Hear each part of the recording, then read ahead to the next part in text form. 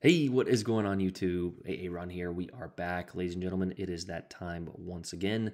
The patch notes are upon us. The autumn update, Risk It and Win, is here. We knew the campaign was going to be a destroyer, and a couple days ago they dropped a trailer, and we found out it was going to be the Z44 or the Z44 for my Americans, I guess, which is a decent ship. I'm excited that the campaign is a destroyer instead of another useless battleship or super cruiser. But I know that some people are not going to be happy about that. But fret not. This update actually does have a decent amount of content in terms of ships, arena battles, a nice, cool collaboration. And finally, the Bureau is not empty. 3 new Bureau projects are available, which I basically just read the too long didn't read version. 3 new Bureau projects, Z44 campaign, Megadeth collaboration, 3 seasons of arena battles, and more. I feel like saying and more for the too long didn't read version is a little irresponsible, but we'll give Orochi or Sahalis a little break. But anyway, here's the crown jewel for this update, the Triple Bureau project. We just learned they posted another little outline of the ship here. It is the Cristoforo Colombo, the tier 10 Italian battleship on PC. We already knew about the Henry IV and of course the Holland. I'm very excited for these two, maybe not so much this one, although I'm excited for all of them, but mainly these two, and especially the Henry.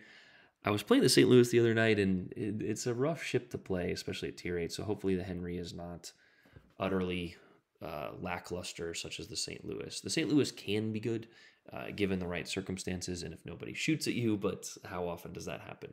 Maybe if you're Chili Games. No, I'm just kidding. My Pensacola video is evidence that not everyone shoots at me all the time.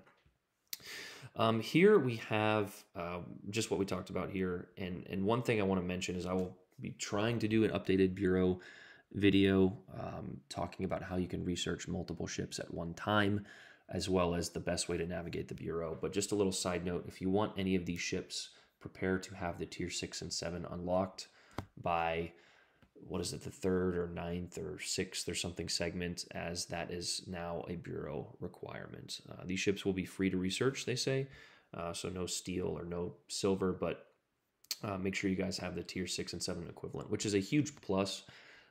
Because it only makes sense that you have to have that ship. I don't know.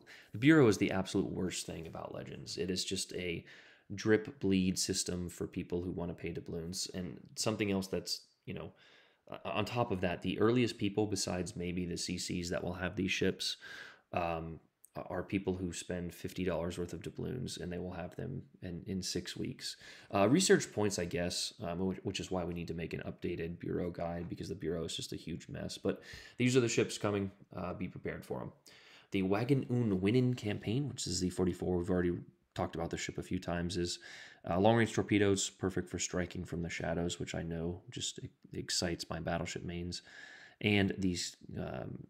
she says she has solid concealment with the smoke generator there. So 5-week campaign. It is always a good idea to get the Admiralty backing. I think this ship is going to be decent. We've talked about it and said it multiple times already, though. Future campaigns are not going to be OP in many regards. But that is the campaign. Prepare for it on Monday. Arena battles, they're cool. We might do these with you guys. It's kind of funny. It's just off topic here again. We have training rooms now, and I can honestly say that I've just, I don't want to say wargaming is right, because we've needed training rooms, and I think it's just a little too late. But the utilization of training rooms has not been, maxed out. But we're going to do some more training battles and some more historic battles. So stay tuned for that on my channel and on my streams. Appreciate you guys. Specs redesign here.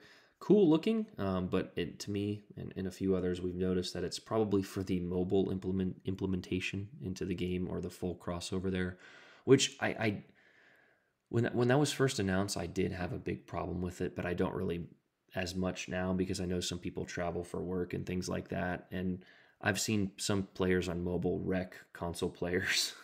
I would never want to play on mobile when somebody has access to a controller, but with how absent-minded some of the controller mains can be, it is what it is. It'll be one game at most, but that is the new redesign. It looks mobile friendly, but it also doesn't look bad. The main menu is actually pretty cool. So New ships of the update. A gentleman, I think Mr. Callum on stream tonight, asked me a question about ships he would get, and I didn't really want to answer that because I knew that there's going to be this new Tier 6 cruiser, which looks a little interesting. 8 guns and 16 torpedoes, the Tier 6 Maya.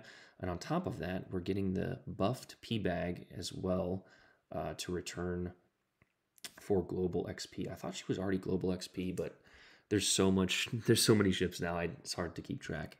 But here's the Maya, 8-inch guns, 2 and 3 millimeter there, as many as 16 hard-hitting torpedoes. Maya's here to do some real damage. I'm guessing this thing has a citadel the size of the boat if she has that much DPM. That or she's super inaccurate or the torpedoes don't have that long of range. But looks like a decent Tier 6, Japanese cruiser. I'm not overly excited.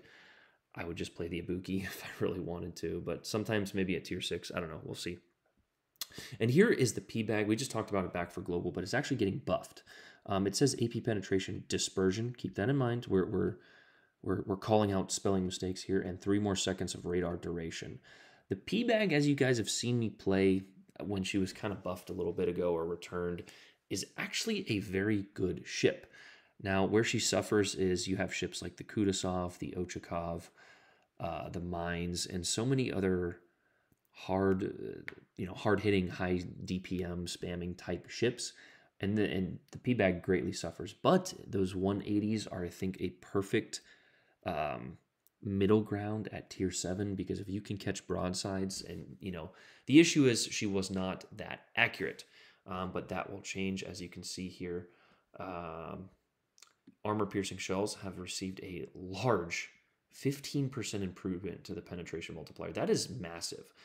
So that is 15 approximately degrees of extra penetration. So auto bounces or I'm going to mess up the calculations now, but basically you get a lot more, AP pen is in the short. Very good, Aaron. That's what it says right there. Main battery shell grouping. So it said dispersion, but it says grouping, which is actually a touch better. The dispersion on cruisers is already good. So grouping is your chance to group in the center of where you aim. There's two things to accuracy. We've talked about it a bunch, dispersion and grouping is actually better. So combine that with Scott or something, maybe, I don't know. She should be better. Radar consumable duration has been increased from 20 to 23 seconds. I didn't know it was 20. Maybe that was a previous buff, but anyway. And that's kind of it. We have a few bug fixes here.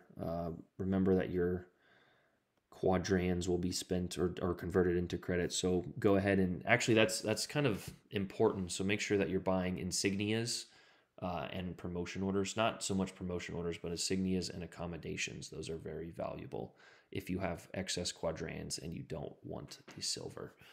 But guys, yeah, I don't really like making these videos too long, and I'm really tired. So those are the patch notes. I really hope you guys have a great night. I have to give a huge shout out to Toy Bandit, Cam, Steven.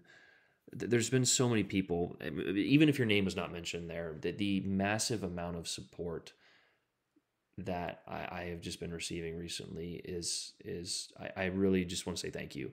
I know that I play this game a lot, and some nights it gets frustrating, but I really still do enjoy this game. That will probably change one day. But in the meantime, I just really appreciate the support. So make sure you guys hop in my Discord. Discord is a chat room for video game nerds. It's basically just a forum where we all kind of talk. But I've made some good friends there. I just went on a trip with people that I've never met in real life.